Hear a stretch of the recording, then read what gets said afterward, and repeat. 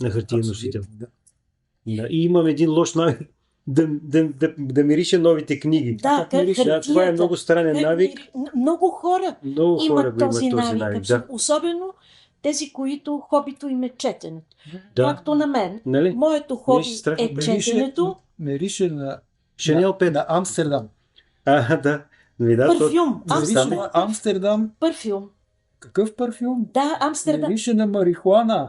Марихуана, да. Ами то така започва книгата с така сцена.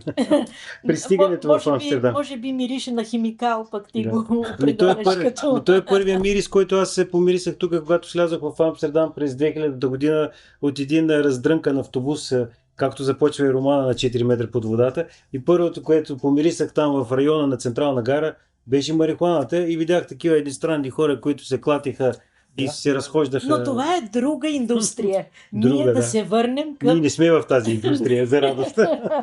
Да се върнем към книгата.